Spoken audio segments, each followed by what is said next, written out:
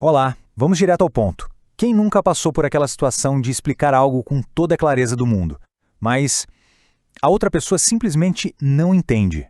Pois é, isso não é sobre ser um bom ou mau professor. É algo muito mais profundo. Essa frustração é quase universal, né? A pessoa parece que está concordando, balança a cabeça, mas, assim, minutos depois fica óbvio que nada daquilo foi absorvido de verdade. Essa desconexão total é o ponto de partida para a análise brutalmente honesta do filósofo Arthur Schopenhauer. E aqui está a bomba. Schopenhauer não passa a mão na cabeça. Ele basicamente afirma que a maioria das pessoas não opera com base na razão. Elas operam com base na crença e na autoridade. E só essa premissa já muda completamente o jogo. Ok, então, vamos mergulhar nisso.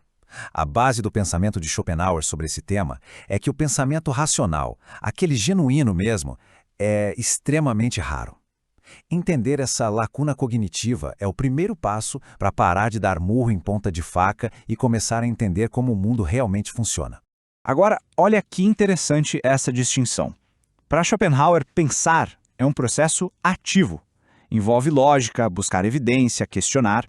Já o acreditar, que ele via como a norma, é bem diferente. É repetir slogans, defender crenças que já vêm prontas e reagir com base na emoção, sem nunca examinar a própria programação mental.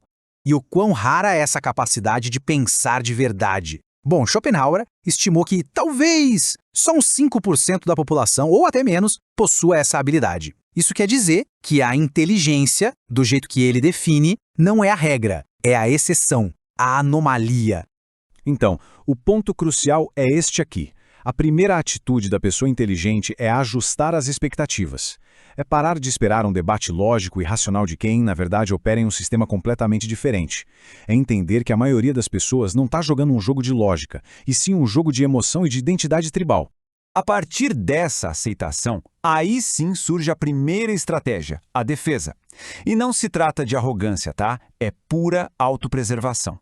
Como é que se navega em um mundo onde o pensamento lógico é tão escasso sem esgotar a própria energia? E isso se resume a 3 táticas principais. Primeiro, reconhecer que existem limites cognitivos, tipo um teto que não dá para ultrapassar. Segundo, não bater de frente com a ignorância agressiva. E terceiro, que talvez seja o mais importante de todos, parar de usar argumentos lógicos contra posições que são baseadas em puro sentimento. E sabe aquela confiança agressiva que o Schopenhauer notou? Pois é, hoje em dia a gente chama isso de efeito Dunning-Kruger. Pessoas com um conhecimento limitado numa área, muitas vezes, têm uma confiança completamente desproporcional. A razão simplesmente não consegue penetrar uma confiança que foi construída em cima da incompreensão. Essa frase é perfeita. Resume todo o manual de defesa. Se uma crença foi formada por medo, por raiva ou pela necessidade de pertencer a um grupo, não adianta vir com argumentos lógicos. Eles são inúteis. A emoção que está por baixo é que teria que mudar e isso quase nunca acontece num debate.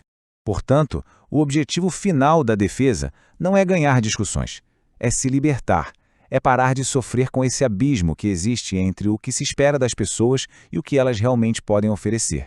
É, no fim das contas, uma questão de conservar a própria paz de espírito.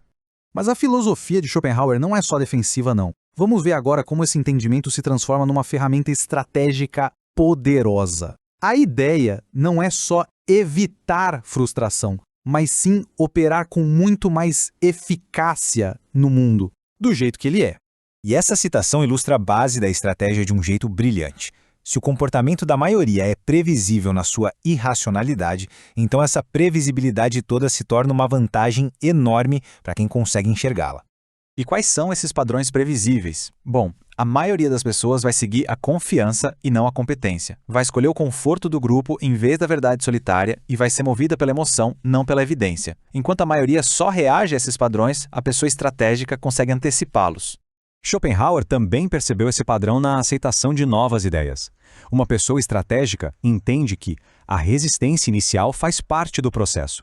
Não fica surpresa com a ridicularização ou com a oposição, porque sabe que isso é só o segundo estágio antes da aceitação final.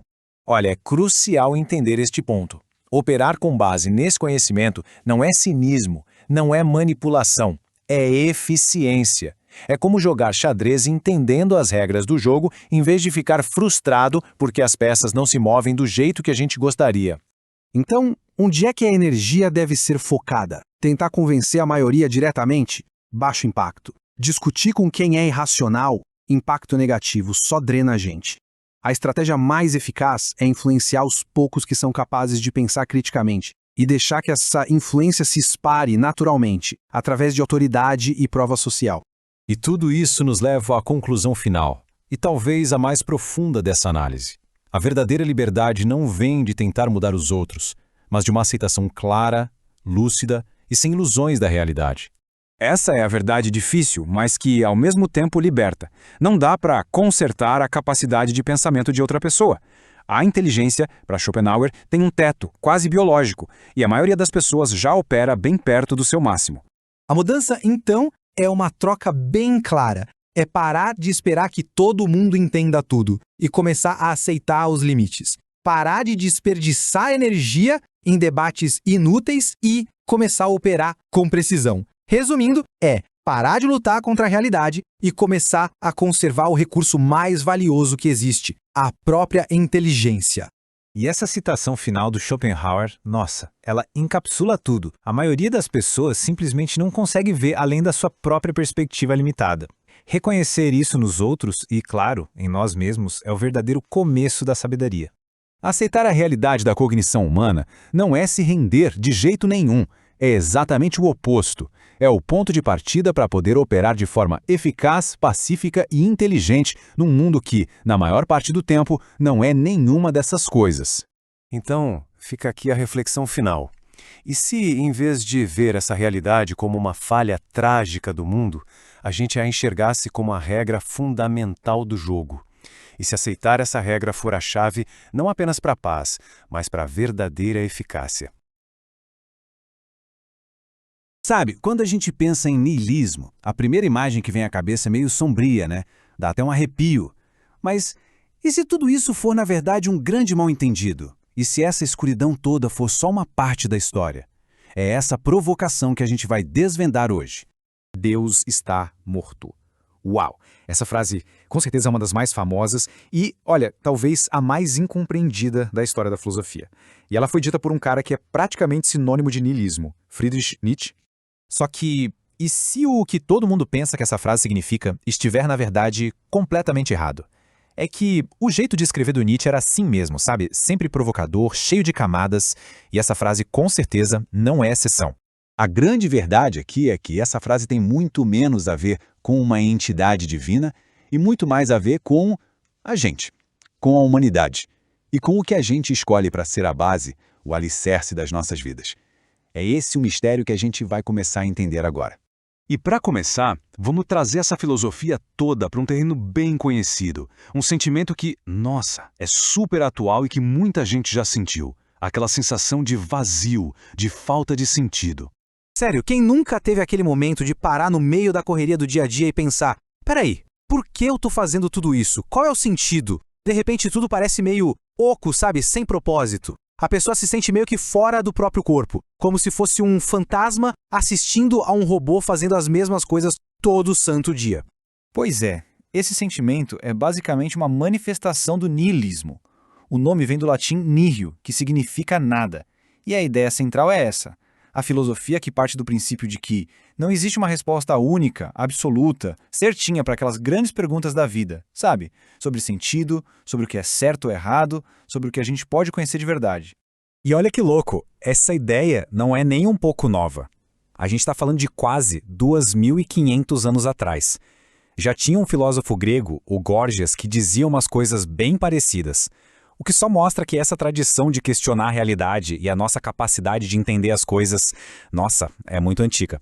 Beleza, agora sim, vamos mergulhar de cabeça no Friedrich Nietzsche. Mas por um ângulo que talvez seja bem inesperado. Um ângulo bem menos para baixo, bem menos depressivo do que a fama que ele leva.